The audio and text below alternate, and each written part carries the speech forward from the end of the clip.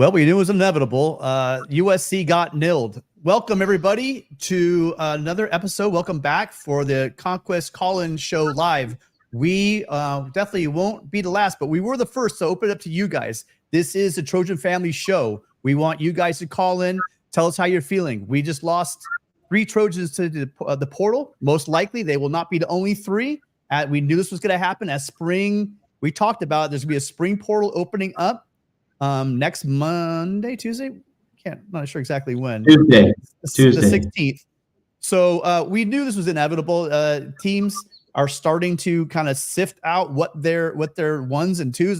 Guys get an idea of where they go on the depth chart, and this happens. We anticipated USC be pulling in some guys, but we also knew that some guys would be leaving. We just didn't anticipate these guys leaving. To be honest with you, there's a couple of guys this week. One of them pulled them that never really entered the portal. And then Rakes, a guy that we probably didn't see coming. But let's get it started. Looks like in Orange County. First caller. Hello, caller. What's your name? Where are you calling from? Hey, this is Gary from Dana Point. Gary. How you feeling, Gary? Hi. Hey, great. Good to see you guys. My question is going to relate to the quote benefit, maybe potential benefit for the transfer portal. There's the old saying about the elephant in the room. Well, when I was a juvenile court judge, I'd have a witness on the stand, and his testimony was so unbelievable that I always compared it to an elephant trying to hide behind a lamppost. Well, that elephant is in the room, and it's the transfer portal. And I had some thoughts about it, and I'm headed toward a potential benefit for that. But the roster is 85 players. And if you have 3 deep offense, 3 deep defense, that's 66 players, and you still got 19 that maybe are 4 string. And so there's going to be kids that think they should play, and they're not good enough to play. And I heard that one of the kids leaving was making that point. And you can't count on everybody being a Miller Moss who's willing to hang in there and pay his dues and so forth. And sometimes I think that the portal, the transfer portal, could be an outward expression of some internal struggle that the kid is having. So what I'm saying is that some of these kids are going to be leaving, and I think it's probably a good thing, because what you don't want is a whole bunch of kids on your team that think they should be playing and they're not going to play because they're not good enough. They don't recognize it. And I know that the portal has gives and it takes, and I understand that. But I'm just wondering if there isn't going to be an opportunity for kids to leave that should leave, which overall might affect the atmosphere of the team in a good way. What do you think? Matt, what do you think? So Gary, you're trying to be optimistic here, and I admire that. But it's hard for me to be optimistic. I mean, let's put it this way, though. Until we get actual upgrades in the spring portal, I'm gonna, right now I'm not really optimistic. But hopefully, Gary, will fill these slots, these departing players, with upgrades and ready to play players. I wrote something earlier today at Trojans Wire, Gary, about how, and this was more about the offensive line. Of course, we'll dig into Jason Zandamela and all that as the show progresses. I'm sure that our callers will want to talk more about that. But just speaking on a general level, Gary, you know as well as I do, Tim knows this, everyone who watches the show here at the Voice of College Football knows this, is that in terms of recruiting, you don't recruit everyone with the same time frame, the same developmental arc in mind. Like, you have your ready-to-play guys for the current or upcoming season, and then you have your projects, the guys who wait in the wings, like at Nick Saban at Alabama,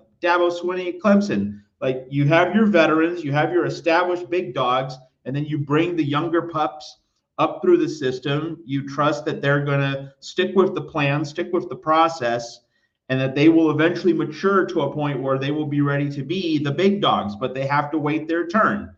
Like, this is not unique to USC by any stretch. And so USC is having problems. Lincoln Riley is having problems juggling those two kinds of recruitments, the ready-to-play guys with the developmental guys, and making sure that the developmental guys will wait their turn. And what we're seeing right now, a lot of guys aren't willing to wait their turn But it brings up the point. I'm not going to be too critical of the staff because these are 19, 20-year-olds.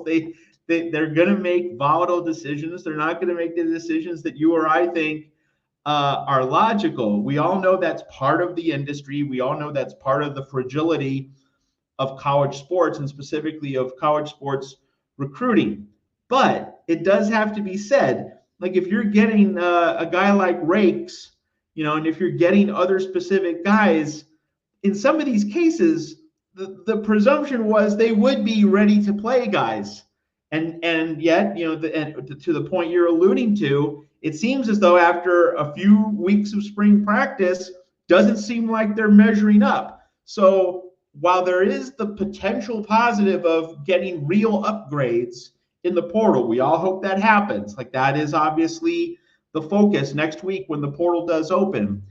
It does bring up the point. If the staff is trying to bring in ready to play guys through the portal, it's not making the best evaluations, right, Gary? Like we can see that. Like Bobby Haskins, now that was a great evaluation from Josh Henson 2 years ago. He was a ready to play guy. His veteran experience, his toughness, his versatility was a lifesaver for that 2022 offensive line. That's been the exception rather than the norm in terms of offensive line portal recruitments. And now we're seeing with the defensive line as well, guys who were brought in through the portal with the presumption that they would be ready to just come on in and make an impact. Well, they weren't ready. So, so that's a concern that the evaluations and here's the kind of the point to kind of temper any pessimism. It's not as though you could put this one on Coach Henne. He didn't have a part in this. The new defensive staff really hasn't, this is not on the current defensive staff. It's really on the previous regime, and we're still dealing with the transition there. So that's probably the note of optimism within the larger note of pessimism, that you can't really hang anything on this defensive staff. They've just gotten here. They're just getting settled.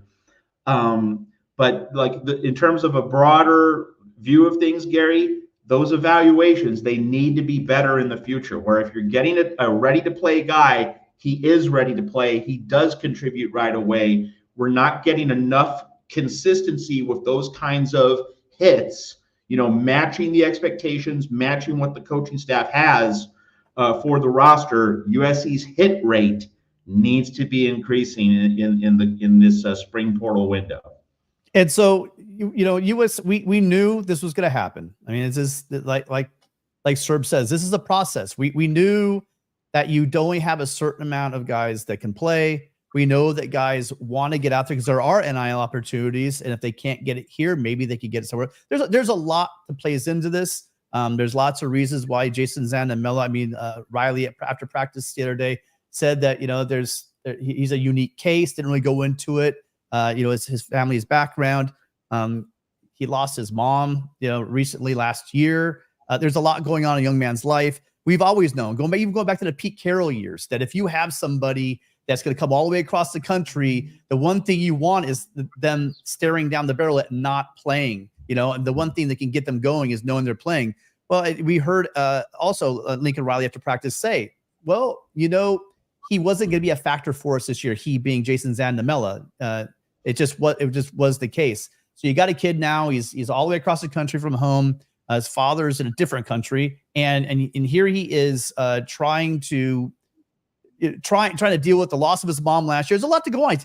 These guys are young guys. And so he was a case there with Traquan Fagans.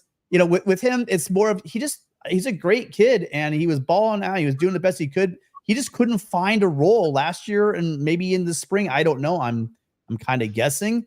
But it's time. He just needs to move on because he needs to have an opportunity to play. And maybe he didn't see that here at USC. Who knows? I don't know. I'm speculating. And then you have Rakes. Now with Isaiah Rakes, he came here from Texas A&M. He was going to be our answer. He was going to be that fire plug. He's going to be that guy who's going to eat up a couple of tackles, let Bear eat. Right. That's what we thought he was going to be in the middle there. In the chat, you guys have been talking about that. Maybe, hey, listen, maybe there's some players, maybe Abasiri is pushing. Maybe the guys that on the defensive line are pushing him for a position. Who knows? Young guys pushing and pushing. We don't know what's going on because we don't get to actually see the ones. We can see the individual drills, but I don't get to see them actually playing, 11 on 11, ones against twos, etc. So there's a lot that goes into this. It's natural, though. This happens every year in football. In the spring, some guys realize they're not getting the playing time they want, and they go. The good news is there's guys on other rosters in the same position as these guys that are looking for new homes. The key is can this staff find the right fit for this team, both on the field and in the locker room? Gary, great points. Anything else for us? No, unfortunately, my connection was bad. So I only could hear every other word of Matt. Sometimes people will say, well, that's a great thing. For me, I can't hear enough from Matt. He says so many great things. No, I get it. I'm willing to trade a disgruntled freshman who thinks he should play, if that's the case, for a veteran that can give us what we need now. I'm a win now guy. The old saying, the more things change, the more the things stay the same. Well, that's not true. We're living in a world of change, and we better adapt to it. But right now, maybe it's just where I'm coming from. I want to see us go 12-0 next year and head into the playoffs. So if it takes trading 15 freshmen that think they can play for 15 veteran guys, I'm all for it. I'm just saying that there may be an ancillary benefit here. I probably have stretched the point beyond credibility myself. Maybe I'm the elephant hiding behind the lamppost here. Anyway, thanks, guys. I appreciate you guys so much, and fight on. Fight on, Gary. No, we appreciate you calling as well. Great call as always, leading off the show. Leon tried calling a little bit earlier. Leon, if you're out there, call back. You called in before the show, before I'd set up the soundboard. So that's why I had you call back. So hopefully you're in the queue. Gary, thanks again so much for calling. Appreciate you every week. Look forward to it. So that opens up the line, you guys. 88. Thanks, Gary. 888-997-4539. Give us a call. Let us know what your thoughts are, on the three guys transferring out. Maybe you guys have any ideas of maybe a defensive tackle out there. I know I have my ideas, but I was hoping you guys want to come in and talk about it. We'll get that in. Also, there's a really big article that's not too flattering to USC's NIL. We'll be talking about it a little bit later as well. Hello, caller. What's your name? Where are you calling from? It's Leon, man. Sorry about that. Oh, Leon, no worries. No, I apologize. I appreciate you jumping on that. Good. You must have the number down. I mean, I know it's 99 Riley, but I mean, you called before the show. But listen, I'll allow it. If I can get my soundboard up in time, you'll be the first one in the queue. What's on your mind, Leon? Listen, I gotta balance my time between spending with you guys, spending time with my wife. So trying to get both in at the same time. Have her join the show, and then you can share the time together. Yeah, that's true. First off, I want to say RIP to OJ. My condolences to his family. The second thing I want to talk about is, man, shout out to Solo, Pepe, Beavers, and Miller. Showing how if you wait your time, buy into the process, and your time will come. And I think, in this current day and age, we have young people and sometimes older people who, are too short-sighted and don't see the end game.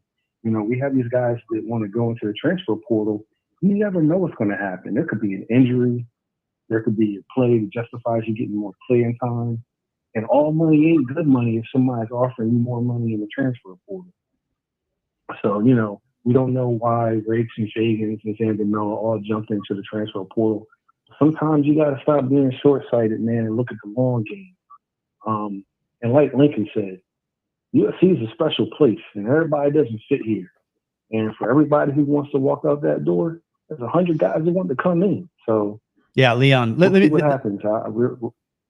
That's a good summation. I want to give the exact quote because it is a very powerful message.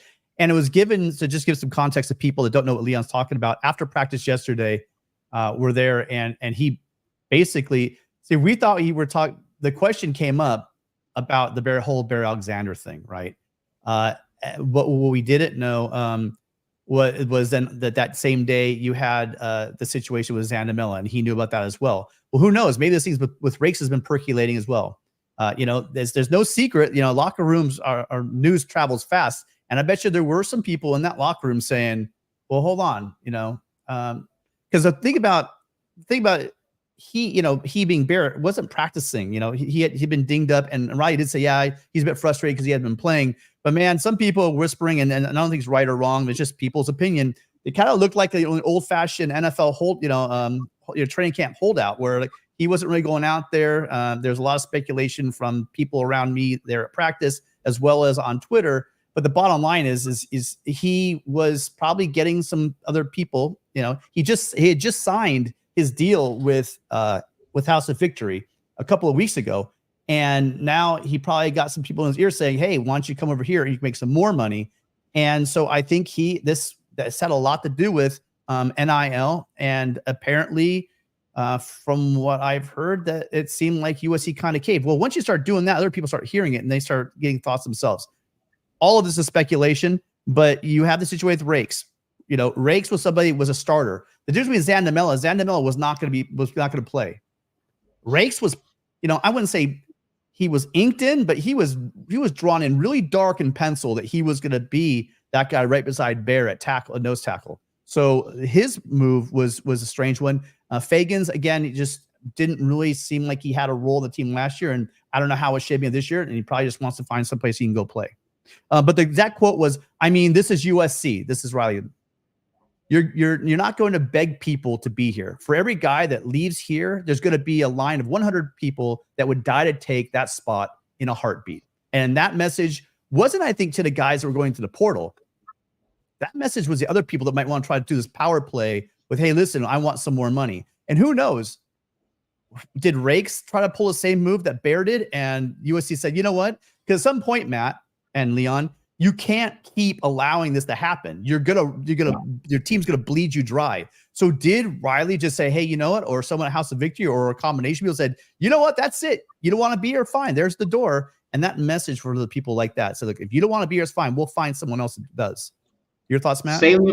Salient point to make on this is that Bear Alexander has some time, some sweat equity, some time spent at USC. He has a year under his belt, having proved that he's a good player for USC and that he's fought hard on the field as a Trojan, and that's something that Rakes doesn't have. So, just speculating, if there was any kind of NIL issue, conflict, discussion, pretty easy call actually for Lincoln Riley to say, okay, we needed to give Bear Alexander more of the bag, but not Rakes. Like that is a pretty easy call in my mind. If again, it's speculation, but if it came to that would be a pretty easy decision, just as it would be a pretty easy decision to say, hey, Bear Alexander, you were great for us last year. We really need you. And you know what? You've earned it. Again, speculating, but if you're weighing decisions, you can't just, do the same with everybody, and you do need to pick and choose your spots. And so, if NIL was, remotely important in these cases, you give it to the guy who's already done something on the field for you, as opposed to someone who hasn't. Had someone else in the chat. Leon, we're talking about these interrelated issues, so like it all kind of flows together. One person said that I think this is a disaster. I didn't say disaster. I did think that broadly it's not good, because it does point to evaluations of players not being spot on. Because when you evaluate players in the portal to bring into the program, you're not going to tell all of them the same thing. Like you bring some in.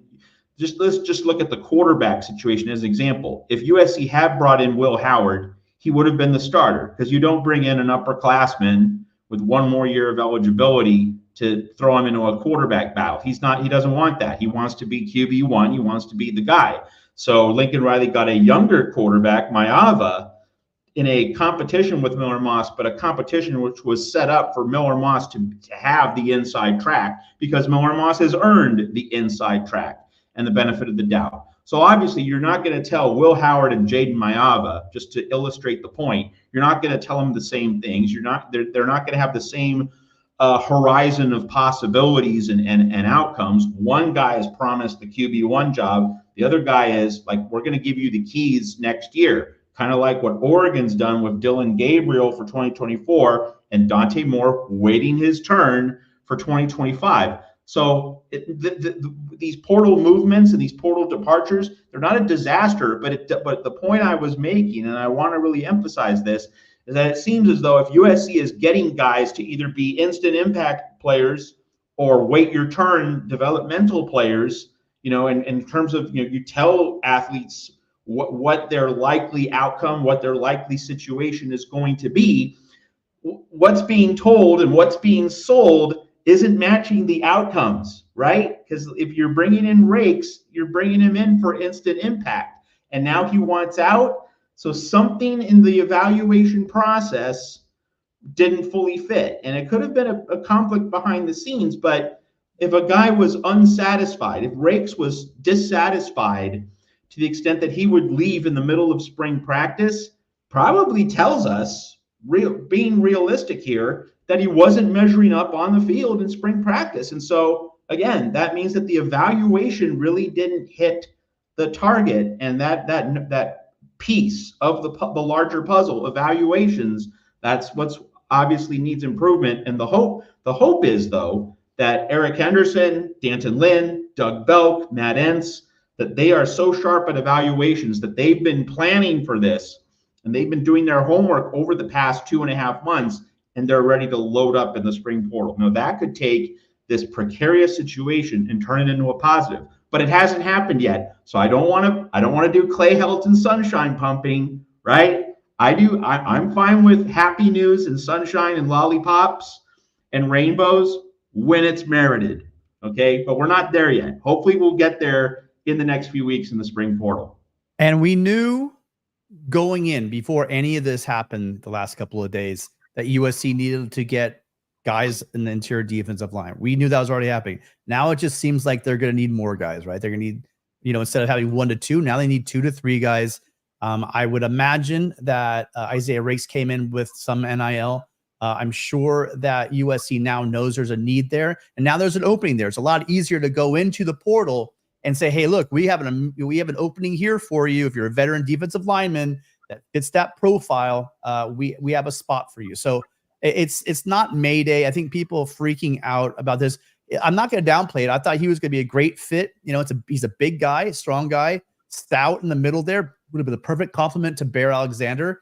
But it's not the end of the world. It's not like this is an NFL guy who we're losing out on a star. Okay, this guy was a role player, but he was going to be a good role player. Now USC is going to have to bring some younger guys along and also bring someone in from the portal that probably obviously or more that they did anticipate bringing in. But just remember, the first thing that was said out of Nua's mouth when he was asked, which is the most versatile player, right away he said Anthony Lucas. Right away. And he said the reason why is because he's big enough to play inside, he's quick enough and fast enough to play on the outside. And so having those skills, that versatile player where he can move in and outside, we know there's going to be some situations where he's going to roll inside. There's been just a ton of love going around for the young kids. So we'll see how the rest we're going to see something in the spring game, right? We finally get to see Abasiri. I want to see this young man. He's a true freshman, but he doesn't look like a true freshman. It's a big guy.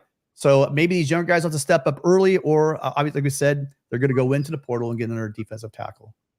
And appreciate your calling in, Leon. And one last thing for us, because we got the queue lining up pretty good right now. Yeah, real quick. I see there's a lot of comments about people being really upset about college football is not what it used to be because of the transfer portal. I think one thing we can do to fix it, get rid of the spring window. Yeah. Unless the head coach leaves for another job. If we get rid of the spring window, keep the one in January, and allow the kids to move if the coach leaves, I think that might smooth out some of the stuff that we're seeing right now. I fully agree with you. You and I, we're not the only ones. That's been a lot of buzz about that the last couple of days, and we're just the ones. Again, we're getting hit by it now. There's going to be some other teams that are going to get hit by this. We've taken our damage, and these are not the only guys to leave. I think that there's going to be more to come. Appreciate the call. Thanks again, Leon. As always, fight on, and we'll talk to you next week, hopefully. All right, thanks, guys. Fight on. Fight on. Yeah, we're going to talk about some replacements. But I do believe the trailblazer for bailing right at the end of spring practice was Jay Toya. We'll get into that a little bit different. a little more depth in a little bit. I'm not saying that's our upgrade or whatever, but I'm saying that's a guy that started all this stuff by bailing out on USC in the middle of spring. So maybe he might be an answer. Hello, caller. What's your name? Where are you calling from? Call, you're on with Matt and Tim. You there? Yeah, I want to go up Juju Watkins. So don't move, improve. And I believe these young brothers that had made moves from across the country because they're pursuing an education, a quantified education, and developing business ties, and they're looking at the plan B. And they should not just put all their chips in on like, oh, they're going to make the NFL, which is usually the goal in winning a national championship. But one foremost is you're getting a quality education, and to have that USC sheepskin, that's going to pay multiple dividends for the long run and haul, especially with all the networking that goes on with the alum and the community. And I've lived in Texas and Oklahoma, and people are leaving. You take Austin, Texas, for example. There's an AME church there. The people go and visit, but the African-American community don't even live in their community anymore because they got gentrified out of their community. And Juju is right. Don't move, improve. And we're going to improve this, and they're going to be in for an eye waker. And fight on, and great show going on. And those people chasing that Piggly Wiggly bag, good luck, because it might be fool's gold. And bank on what really matters is an education that you can carry with you for the rest of your life. And keep fighting on, and thanks for the show. Caller, really quickly, before you go, what's your name? Where are you calling from? That was a great call. This is Augie calling from Oxnard. Oh, Augie, you threw me off by saying Texas and Oklahoma. Well, I lived there. I lived in Lawton. I was stationed at Fort Sill, and I lived in San Antonio, Texas. And Coach Henderson, with the UTSA ties, I know one of his, one of the kids from the program, Frankie Harris, who was the quarterback at UTSA. So I'd like to just be his co-pilot and drive him to all these recruiting trips. We could keep a long conversation going on, and I would volunteer to do it for free. I'm retired. Awesome. Augie, thank you so much for calling again. I appreciate you supporting the show as always, and I hope you call back next week, and maybe next time I'll plug it all together. Take care, Augie. Fight on. Yes, sir. Fight on. Fight on. So again, Gary from Data Point, thank you so much for a $10 super chat. And while we're stopping here to thank Gary, also just a quick reminder, thank you all so much for being here. You can really help out the show in so many ways, like just hitting that subscribe button and the like button. That like button is free. Subscribe button is also free. It just helps to grow the channel and grows the show. We really appreciate it, as always. This is my favorite show every Friday night to join with you guys. Thanks so much for calling in, and thanks so much for being here and chatting. Adam, I know your number. You've called enough times. Adam, how you doing tonight? Hey, Tim and Matt, how are you guys doing? Doing good. Just rolling with the punches, right? This is what college football is. It's that time of season. We're going to lose some players, but the idea is we're losing some. Who's stepping up? Who's coming in?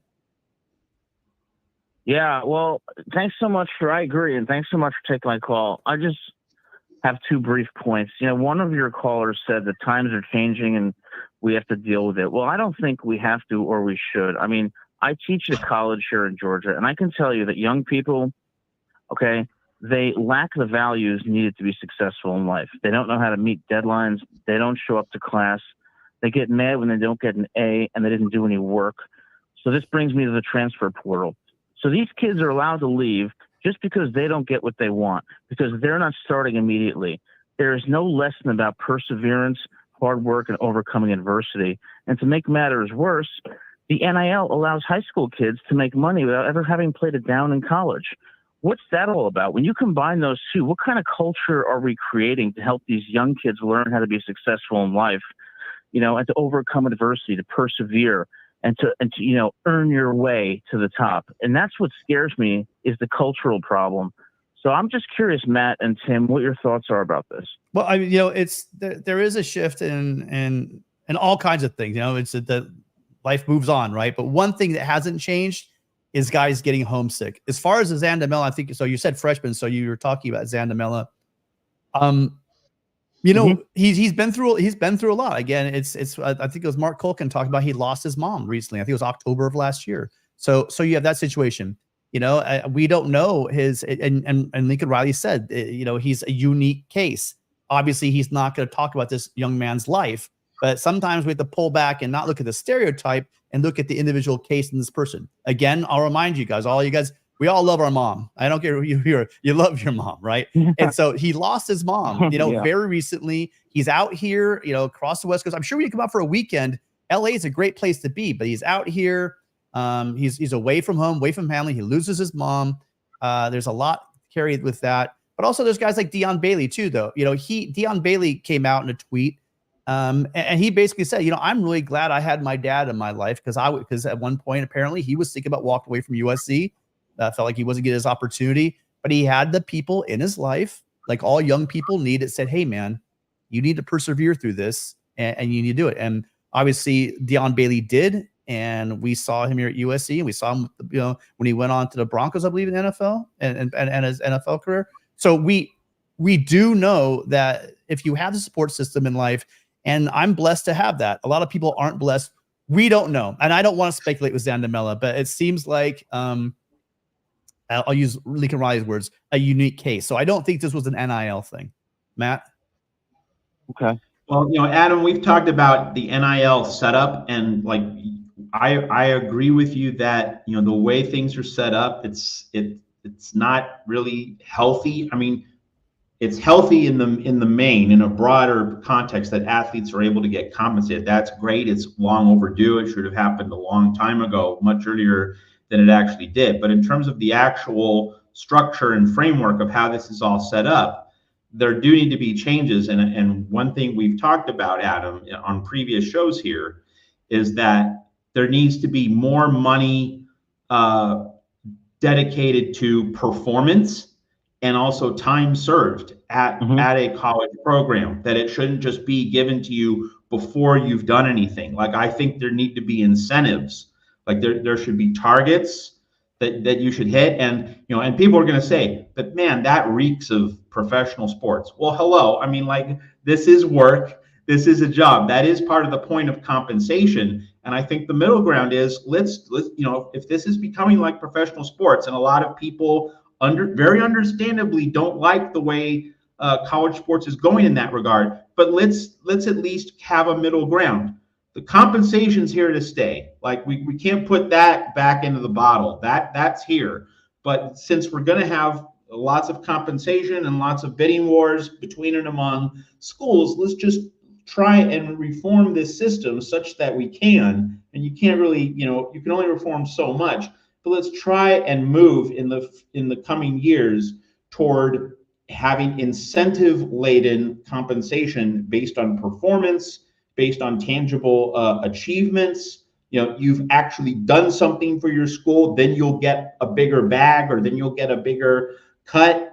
And let's do less front loading or front ending before you've played it down for your school. I think that the incentive system, the compensation structure, should definitely move in that direction. I think that would definitely be healthy, and it would reduce the, you know, get in the door competition. You know, how much can we give you before you've played it down for us? And if that is swinging recruits, I mean, like, I find that to be distasteful. Let's do this based on what guys are achieving and what guys are doing for specific schools, and then let's give them a bigger bag. You know, that's the way a much healthier system should work. But it's, unfortunately, Adam, it's not the system we have. And that's what we have, Adam. Again, always appreciate you calling in. Great. We've had some great calls tonight. Yeah. One last thing you want to add? Thanks, guys. I appreciate it. Yeah, the last thing I'm going to say is I feel like we're failing these kids, because there's going to come a day when they don't play football anymore. And if they don't have the life lessons and the values, they're not going to be successful in life. And that's what worries me. And we're creating a culture that is not going to bode well for college football or our society in the future. Thanks so much, guys. I appreciate you taking my call. All right, Adam. And I would just say, Adam, that is a much bigger conversation than just college sports, college football, USC. That is a much bigger conversation.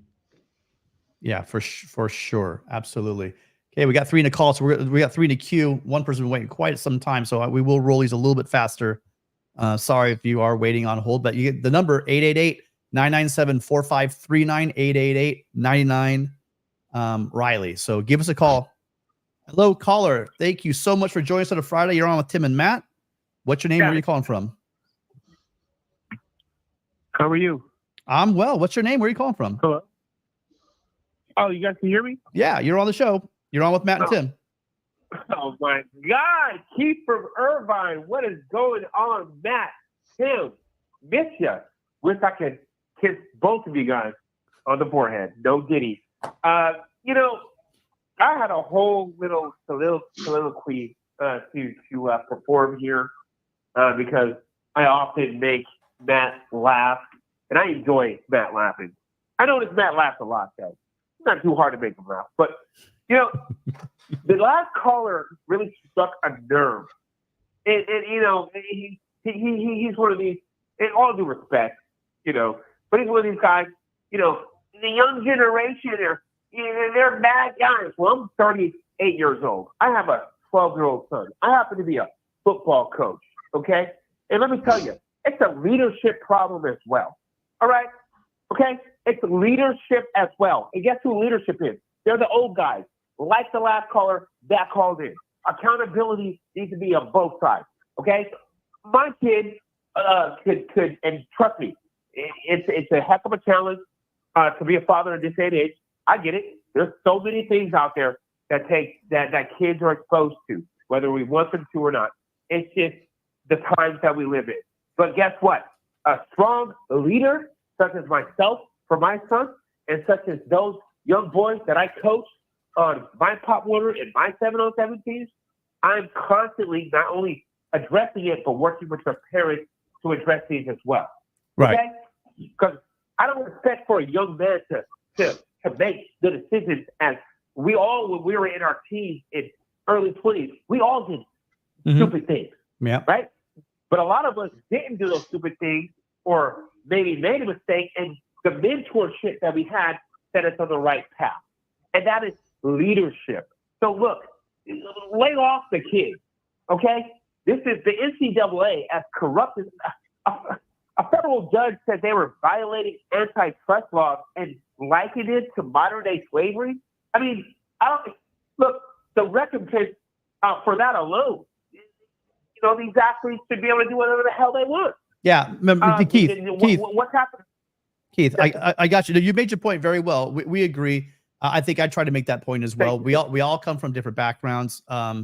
Really great standpoint. I don't think Adam's really saying there is a, you know, in life, when you have big topics, you have to do big generalizations, right? And so there's a little bit of generalizing. I think we all just need to pull it back here and realize, one is that we don't know what's going on in Jason Zandamella's life. Quite frankly, we don't even know what's going on in Isaiah Rake's life. We're all speculating. We're kind of reading the room, looking at the timing. No one really wants to be patient and wait. And quite frankly, I think a lot of the news is never really going to come out, right?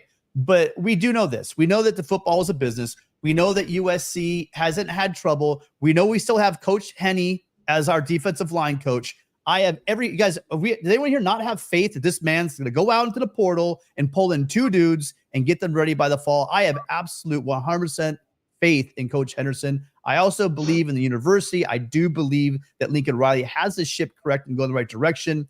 USC is not the only one that's going to lose some players right now. It is odd. The one that's odd and sticks out right of everyone here is the Rake situation. That very well could be the NIL situation. That very well, I'm speculating, could have been when Lincoln Riley says, okay, bye.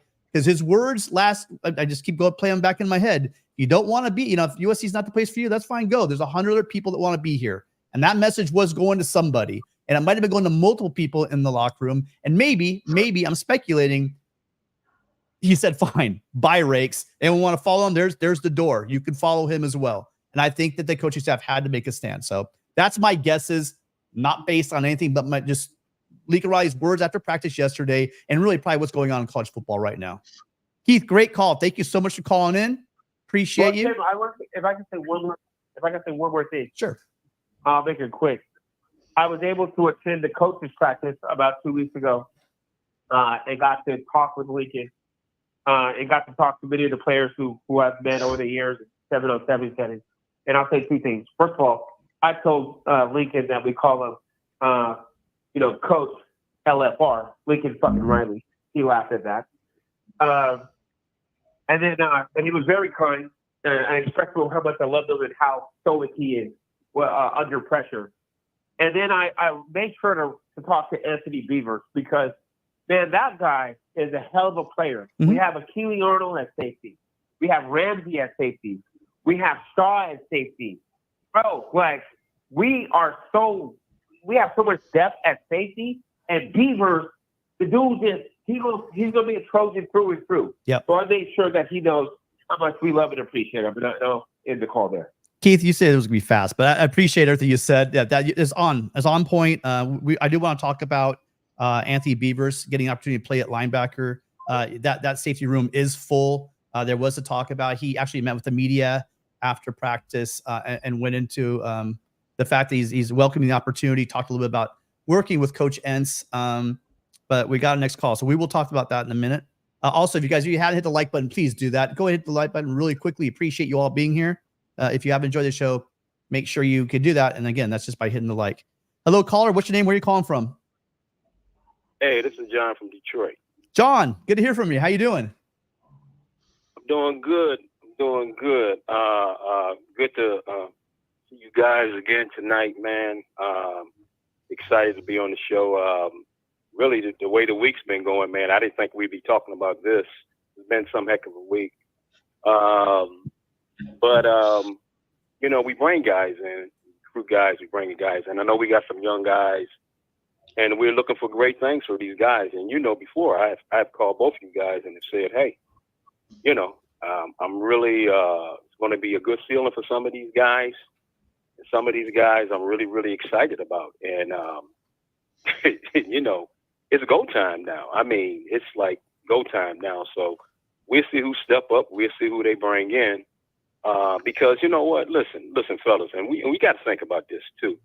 You bringing the kid in, and Rex. I don't know what his situation is, but if he really was getting to the point where maybe he thought he made a mistake of being here. I don't know if it's NIL. I don't know what it's what. I don't know if it is. But I'm like this. I'm man. If you're gonna be here, you're gonna be here. If you're not, move on. I mean, I would hate that the season will start and then you got all these things in your mind right. and you ain't playing hard and stuff like that. That's the only thing about the transfer. You're going to get some guys, man, that's going to be all in. You're going to get some guys that's coming in. Look at the kids that came in from Oregon State, man. Yeah. These kids, they Arnold brothers, yeah. Yeah. They want to be here. They're working hard, and that's what I'm talking about. This is what you're going to get. I mean, you're going to get some darts that's going to stick and some that's not. Right. This is just how it is. The great thing for our coaching staff is, though, again, we're going to find out what our coaching staff is made out of. And I'm going to tell you something. I got all the confidence, I got all the confidence, man, in this coaching staff. And I think they're going to do an outstanding job. And I really, really think that some of these young guys are really, really going to surprise. So I'm glad that this is actually going on right now. We don't want this, you get a guy, during the season and he's unhappy. He ain't playing hard. We don't need that. We really don't need that, especially not with a new coaching staff. We don't need that. So again, it's just it's one of these things, man. And I think we're going to be fine. Like I said, I didn't think we would be talking about this tonight, fellas. No. But where we are, it's an adjustment. But John, I mean, you knew this was coming. Not necessarily we know the players, right? The one thing that we knew about though is that they talked about it, right? They want tackles, probably a receiver and then offensive tackle and defensive tackle. I mean, we knew those were targets that they're going to target as soon as the portal opens up on Tuesday. So this part now losing again, I thought we could count on Rakes, because you can't a guy 220, 320, 330, whatever he was. Big stout guy in the middle. That was that piece I thought would be great for Bear to work off of. He's going to get a double team, or at least he's going to be able to, tie up guys, and he's hopefully going to be able to push the pocket. Because I'm not going to downplay it. The guy's big and the guy was quick. Guy was athletic. He played running back in high school, right? So the guy can move. He's got good. He's just going to be a loss. But I don't think it's Mayday. I'm not sure. I'm not sure how you replace a guy specifically like that. We don't really have a guy on the team that is as big as him that fit that spot. But we do have some young guys coming in that are going to develop. It's just right now this year in the portal, they're gonna have to pick some people quick, and they're probably have to pick up 2 or 3 of them in defensive line because it's a long season, and and in the lines, guys get hurt and dinged up. Matt, Nothing to add. awesome, John. Again, great call as always. You guys make our jobs easy. I'd like John, call in, you guys. We're gonna have we got 2 people on a hook right here, but remember the number is right above me, 888-997-4539. Looking for Trojans out there. One last thing to add, John. Yeah, I want to say this real quick. When I became a USC fan when I was a kid, a lot of it was because of O.J. Simpson, man. I'm telling you, I'm here in the Midwest, and I mean, hey, I just want to say this. I don't, and I know this is dating myself, but when O.J. was doing this thing in Buffalo, and the Monday night games would come on, the great Howard Cosell would always say, Miami has the oranges, but Buffalo has the juice. So again, like I said, I just remember the runs that he made. I mean, I didn't like the way his life, was the second half of his life. But again, he had a lot with me. He had a lot to do with me becoming a USC fan. So I just wanted to say that. Hey guys, again, it's always good to talk to you guys, and hope I get a chance to call in next week. Looking forward to it, John. As always, great phone call. Thank you for calling in. Fight on, John. Yeah, my the Juice was a roommate of my dad. 68. So I'm a roommate. Sorry, did I say roommate? Sorry, classmate. No, Papa Preg was not a roommate. Sorry, that he was a classmate of my dad. My bad. Back in 1968. So yeah. Again, I think Mark Rogers said the best. You just kind of got to separate the player, one of the greatest running backs, one of the greatest athletes of all time, come through USC and the NFL, record breaker, Hall of Fame, Heisman Trophy winner. Yeah, for sure. And you just got to separate his life on the field from just the mistakes and the tragedy that happened later on in his life. For sure. Well, I think that we're getting up to the 7 o'clock hour. And as a matter of fact, we got 244 people watching right now on YouTube, and another 66 people on Twitter. Guys, give us a call. Wide open right now. Sorry, listen, we've missed 9 phone calls. That's my bad. I talk way too much. Let's run through. We can run through a handful of phone calls right now if you guys want to call in, talk about the NIL situation. Matt, what are your thoughts? Have you had a chance to look at Luca Evans' article recently? His comments. He got some direct quotes from family members. A family member as well. Your thoughts? I haven't had literally enough time to read. I was getting ready for the show. I read his article about Eric Henderson pulling back, retaining Bear Alexander, but I haven't caught his most recent one. Okay, so we could probably hold that for another conversation on Monday when we both have time to actually read through it. Again, so last call, you guys. We got 241 here on 244 here on YouTube right now. If you guys could do us a huge favor, go ahead and hit that like button really quick. If you've enjoyed any part of the show, every Friday at 6 p.m. Pacific, 9 Eastern, you can find Matt and me here. This is your guys' show, 100%. We will not, I promise you, we will not be the last, but we were the first to turn over the show to you guys, talk SC football. We have great, as you've heard, we heard from Gary and Dana Point, Leon in Florida, Augie from Oxnard, Adam Lamparella from Georgia, Keith from Irvine, John from Detroit just now. Give us a call, add it to the list. We appreciate all of you guys. All of you make our job a lot easier. Also, thank you so much to all of our subscribers. You can join the subscription list here at USC. We really appreciate you for exclusive videos with Matt and Mark. We'll also be doing live streams and live call-in shows later on in the summer for people that are members. So those are more opportunities for you. But it looks like we're running out of calls. Really quickly, I just said I really enjoyed talking to Anthony Beavers. After practice, he had a great conversation with the media. He just looks like he's ready to play any role. He's that tweener guy. Remember, you're going to have a situation. So in Danton Lynn's defense, they're going to run it with a nickel, but sometimes they're going to get a little bigger. They're going to know it's going to be a run play or run heavy. Thing is with this defense, Dan and Lynn, you keep hearing this word versatility.